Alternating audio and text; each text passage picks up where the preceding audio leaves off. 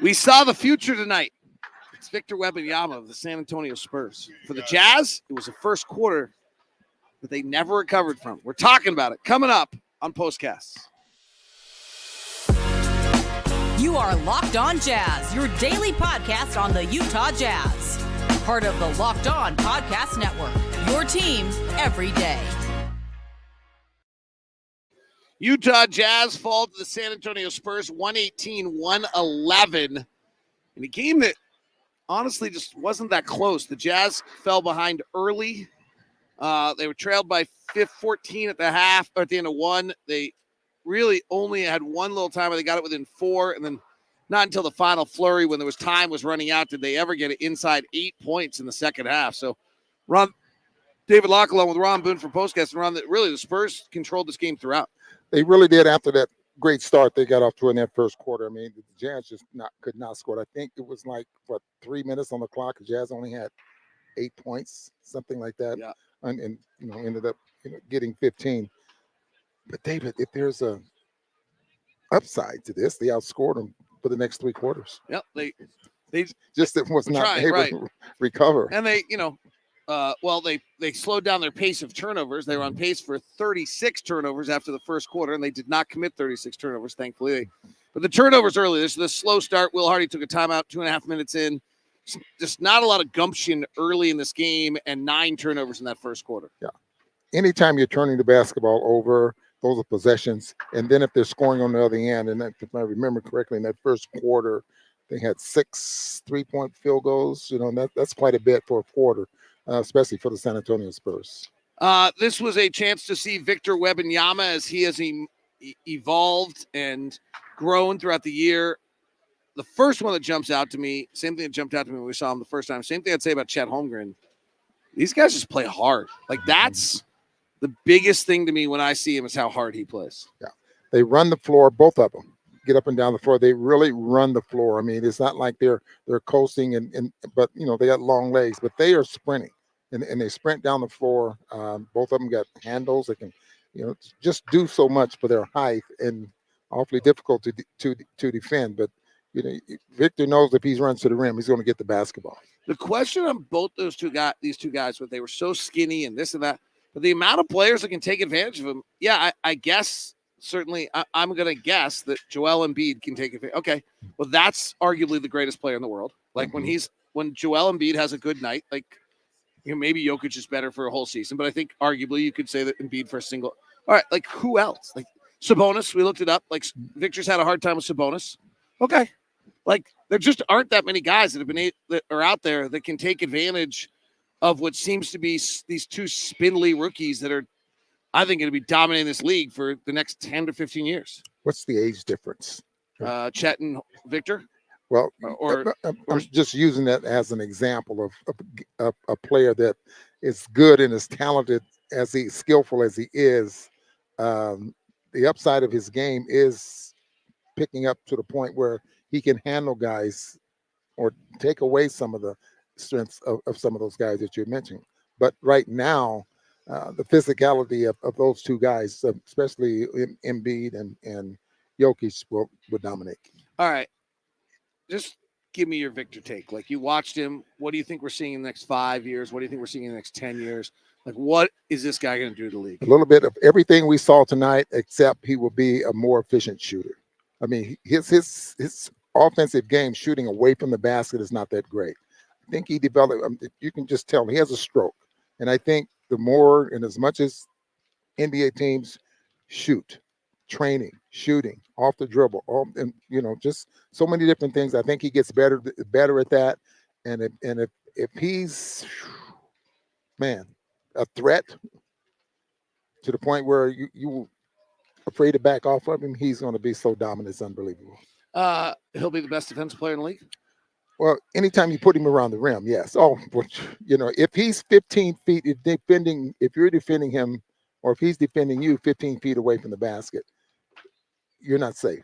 But if he's out 20 somewhere in there and you get by him, he's probably not going to defend you. But if he's 15 to 10 feet away from the basket defending you, he's the best in the league. So he went in the starting lineup in the middle of December. Yes. He's averaged 22 points, 11 rebounds, 4 assists, and 4 blocks a game since then. Yeah. Okay, so that's a career for some people.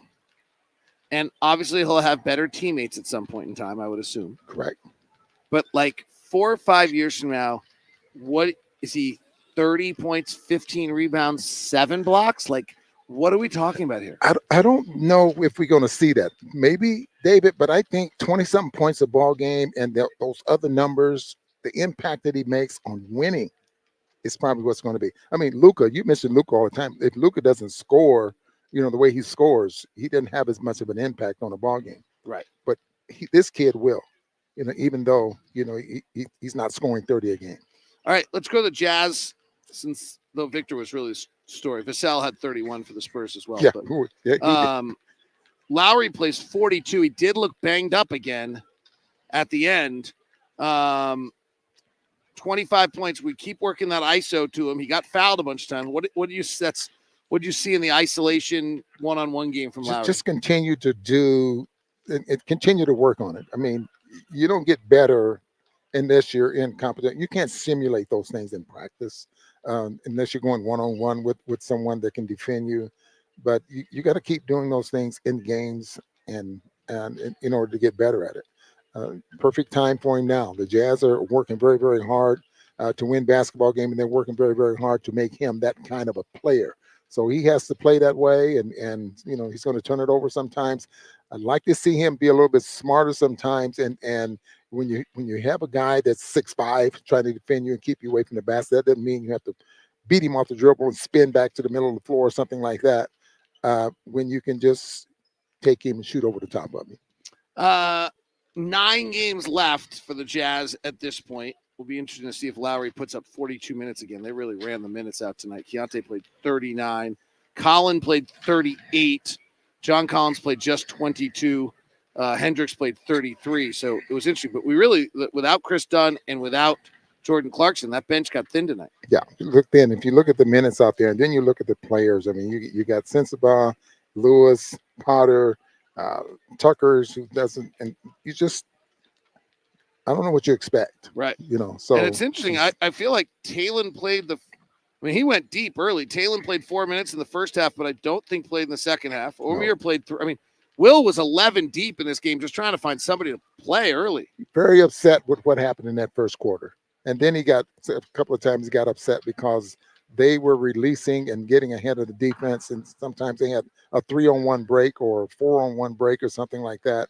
And so he gets mad and he let a couple of players know it when they came off the floor. I mean, this is what you have to do. How do you keep these players engaged, knowing that they're not going to make the playoffs, but they want to try to finish as strong as you can? How do you keep them engaged to the point where they're busting their butt every night? It was really interesting. Walker and Will had a long interchange on the bench tonight, but then Walker ended up finishing the game and playing more minutes than he has in a little while. I think he played 22 tonight. Kind of an old school way of chewing a guy out and then giving him the basketball. Yeah. Chewing a guy out and then calling a play for him. Something like that. Just to, okay, I chewed you out now, but I still have confidence in you. Go out and get it done. All right, so the Jazz lose to the Spurs. There are not a lot of W's left on this schedule. The Jazz schedule the rest of the way is pretty seriously difficult. We were favored tonight by 2.5. I think that'll be the last time we're favored the rest of the year. The Rockets won again tonight. We have 2 home games against them, Friday and the next week. We have Cleveland coming here. Cleveland lost a bad game tonight. I think they lost to Charlotte tonight. So Cleveland's kind of a and we have the Clippers twice and the Golden State Warriors twice. Yeah, on other scores that you might care about tonight, just to update you, Atlanta was running away from Portland 120-106, and Brooklyn was nice enough to beat Washington tonight 122-119. So for those of you that are following that relevance, at this point, we are now 1 loss behind the Brooklyn Nets. So just keep an eye on that as things go. Brooklyn is incentivized to win because of the fact that their pick goes to Houston anyway. So maybe a chance the Jazz end up in the 8th position in the draft. Who are your stars tonight, Ron Boone? Well, Laurie has to be Laurie, that's for sure. I mean, I thought he looked very good, played very, very hard there as well. Colin Sexton would probably be the other. Him and Keontae both. I was going back and forth with those two guys, but Colin Sexton just has a way of getting your attention, out there on the floor. Didn't turn it. He turned it over 3 times here tonight, but both of those guys, out of the 25 assists the Jazz have, between the two of those, Keontae and Colin Sexton, 17 assists. Well, that is the 9 assists by Colin jumps out to me. And a great note from a listener, and I actually usually don't miss this one, but it's a great way to close the show, and I super appreciate somebody who just threw this up on the from Drew Damien, who points out that today was the day Hot Rod passed 9 years ago on March 27th. So thank you very much to Drew for pointing that one out. Usually Ron and I kind of remember that one. I remember we were in Denver together and remember it unfortunately well. Probably the hardest broadcast either you and I have ever done in our lives. Yeah, the hardest part for me was when we went to see him, and this was before he. I did not. Yeah. And that was the hardest part of seeing him in the condition that he was in. You're pretty unflappable. Yeah. Like I might have only once in your lifetime ever seen you unfazed. I would say that was the time. Yeah. So.